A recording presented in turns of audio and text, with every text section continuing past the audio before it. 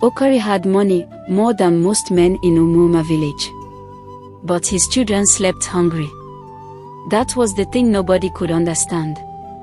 In the daytime, he walked like a careful man. Quiet. Watchful. Never laughing too loudly. Never speaking too much. But at night, something about him changed. People said a man with wealth should shine. His home should be full. His children should run with strength. His wife should glow with peace. But in Okari's compound, silence lived there. His wife, Ada, tied the same faded wrapper every week. She washed it, dried it, and wore it again. No complaint. Just quiet acceptance. Their first son, Chaik, had learned not to ask for food twice. The younger ones, Simi and Obina, no longer cried when their stomachs ached. They only stared. And every evening, when the sun fell and shadows grew long, Okari would stand up slowly. He would pick up a small leather bag. And without a word, he would walk into the darkness. No one knew where he went. No one knew what he carried. But one thing was certain. A man who hides something every night is not hiding it for nothing. And in Umuoma, secrets do not sleep forever. Morning in Umuoma always came with sound. Roosters crowing. Women pounding yam. Children laughing on their way to the stream. Life moved, even when it was hard. But inside Okari's compound, mornings felt heavy. Ada would wake before the sun. She would sweep the dusty ground slowly, as if dragging time with her broom. Then she would enter the small kitchen hut and stare at the empty pot. Some days, she found a little Gary. Other days, nothing. Still, she tried. She mixed water. She stirred. She called the children as if food was ready. "Come and eat," she would say softly. Chaik understood. He always understood. He would sit, take a small sip, and nod like it was enough. Simi copied him. Obina just watched, confused but quiet. No one asked where their father's money went. Because everyone knew he had it. They had seen him sell palm oil, land crops, even goats. Coins had passed through his hands. Many coins. But those coins never stayed. Or maybe they stayed somewhere no one could see. That evening, as the sun began to fall again, Chaik watched his father closely. He saw the bag. He saw the silence. And this time, his curiosity did not sleep. That night, the moon hid behind thick clouds. The village was darker than usual. Okari waited. He sat still in the corner of the compound, listening. Waiting for the small sounds of life to fade. One by one, the huts grew quiet. Doors closed. Fires died. Then he stood. Slowly. He picked up the leather bag and held it close to his chest. For a moment, he looked around, as if checking if the night itself was watching him. Then he stepped out. But this time, he was not alone. Behind the old mango tree, Chaik stood, his heart beating fast. He had never followed his father before. Fear sat on his shoulders, but something stronger pushed him forward. He moved carefully. Step by step. Quiet as a shadow. Okari walked deep into the bush path behind their compound. The same path children were warned not to take at night. Still, Chaik followed. Until he saw it. His father knelt on the ground. He began to dig. The soil opened under his hands. And then, from the bag, he poured something inside. Coins. Many coins. Shining even in the darkness. Chaik froze. His breath stopped. His father was not losing money. He was hiding it. Chaik did not sleep that night. He lay on the mat, eyes wide open, staring at the roof that barely held together. Coins. That was all he could see in his mind. So many coins. Buried. While they drank water and called it food. He turned to look at his mother, Ada. She slept lightly, one hand resting on Obina's back. Even in sleep, her face looked tired. Did she know? Chike wondered. Did she know her husband was hiding wealth in the ground while his children went hungry? Morning came slowly. The same routine. The same silence. But something had changed. Chike watched his father differently now. Okori ate alone that morning. A small portion, hidden from the children. He did not look at anyone. Not even once. That hurt more than hunger. Later that day, Chike walked past the bush path again. He stopped. He stared at the ground. Everything looked normal. No sign of buried secrets. But he knew the truth now. And truth has weight. That evening, clouds gathered in the sky. Dark. Heavy. The wind shifted. And somewhere deep inside Chike's chest, a strange feeling began to grow. Something was coming. The first rain fell gently. Soft drops touched the dry earth like whispers. The children of Umoma ran outside, laughing, opening their mouths to catch the sky. But Chike did not laugh. He stood at the edge of the compound, watching the ground. Watching the same ground that held his father's secret. That night, Okori still went out. Rain or no rain. He carried the bag again, his steps quicker now, more restless. The wind pushed against him, but he did not stop. Chike did not follow this time. He didn't need to. He already knew. Days passed. The rain did not stop. It grew stronger. The paths turned slippery.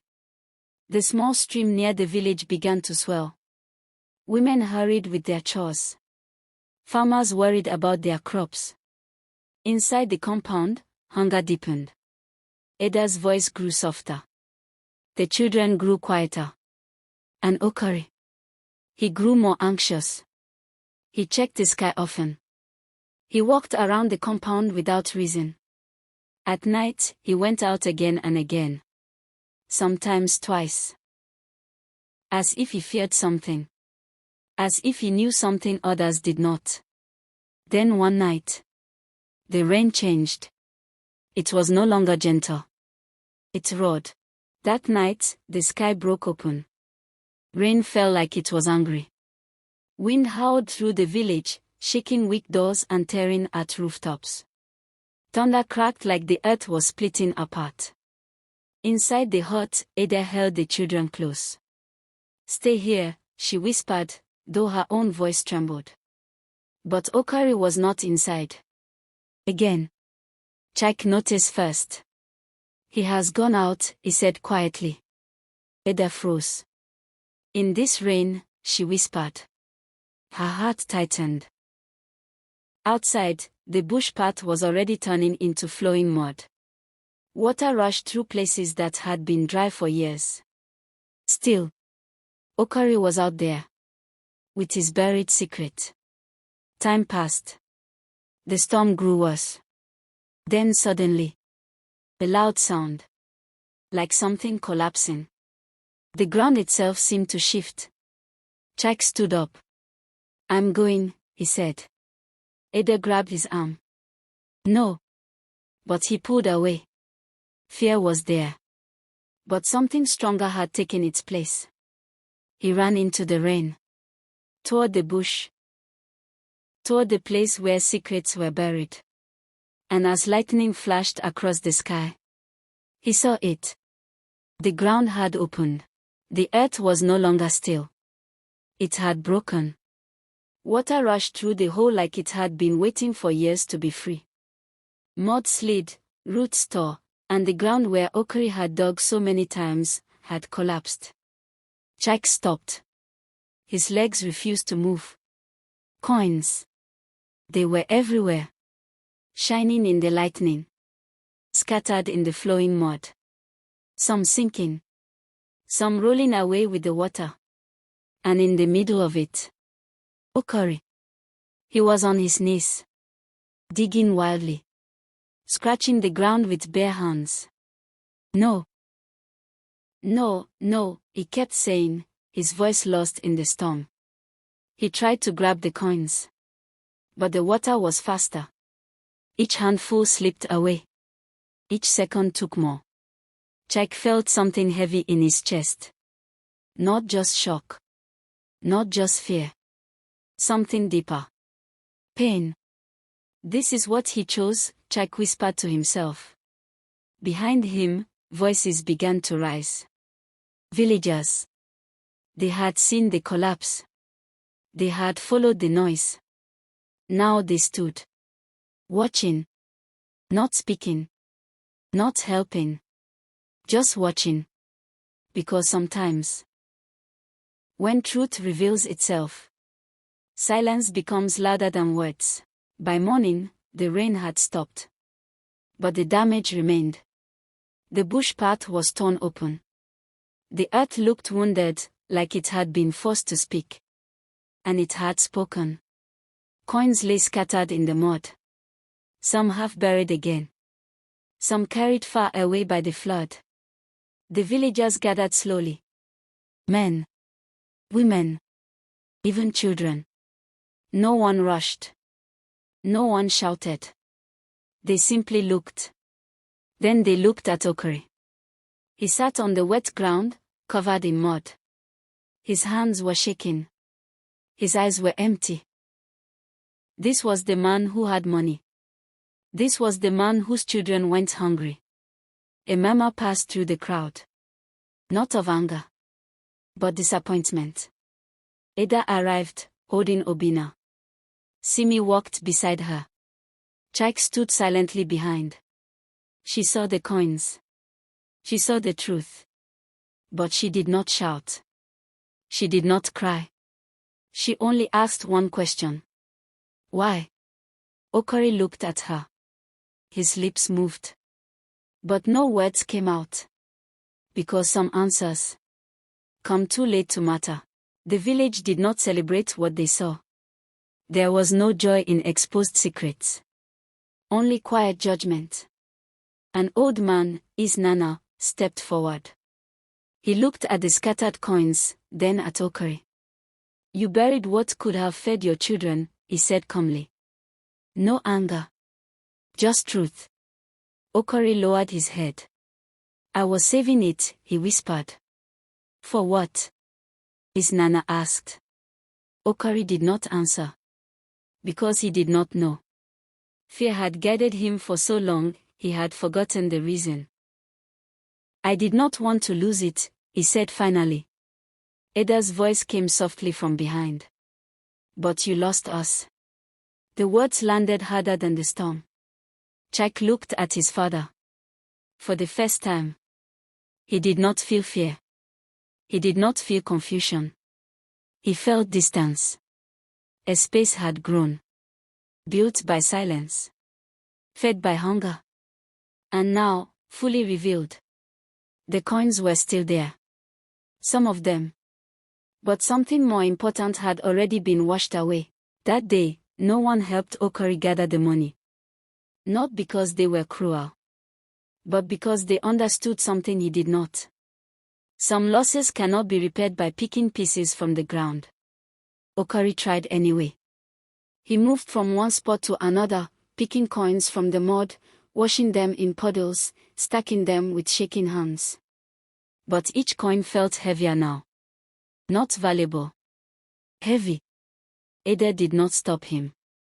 She took the children home. Silently. That silence spoke more than anger ever could. When Okari returned later, his hands were full. But his compound was empty. No laughter. No voices. No warmth.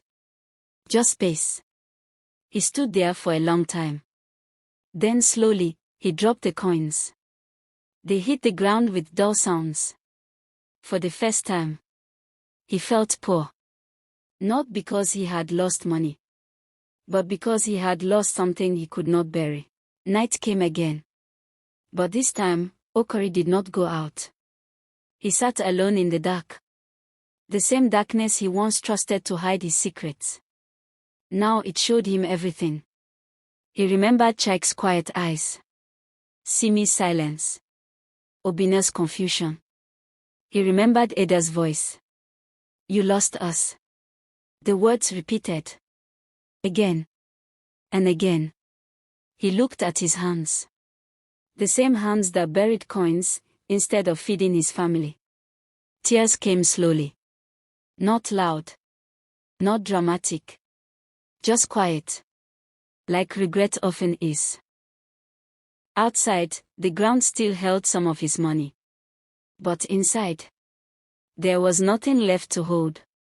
For the first time in many years, Okori did not fear losing money. He feared losing his family forever. And that fear was stronger than anything he had ever buried. Morning came differently that day. No routine. No pretending. Okori stood before Ada. Empty hands. Empty voice. "I was wrong," he said. Simple. But heavy. Ada looked at him. Long. Deep. She saw the man she married, and the stranger he had become. Then she said, "Words are easy." Okori nodded. He understood. This time, he did not defend himself. He did not explain. He only acted. That day, he went to the market. Not to sell. Not to hide. But to buy food. Real food. Yam. Beans. Oil. He brought them home. Cooked. Served the children. Sat with them.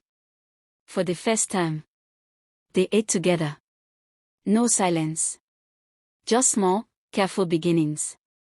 Because broken things do not fix in one day. Change did not come loudly. It came slowly. Like healing. Okori stopped going out at night. The bush path grew quiet again. No digging. No secrets. He began to walk openly. He sold crops and used the money at home. He repaired the leaking roof. He bought new wrappers for Ada. Not expensive. But enough. Chike washed everything. Carefully. Trust does not return quickly. But he saw effort. Real effort. Simi laughed again. Obina began to ask questions like other children. And Ada. She spoke more. Not fully.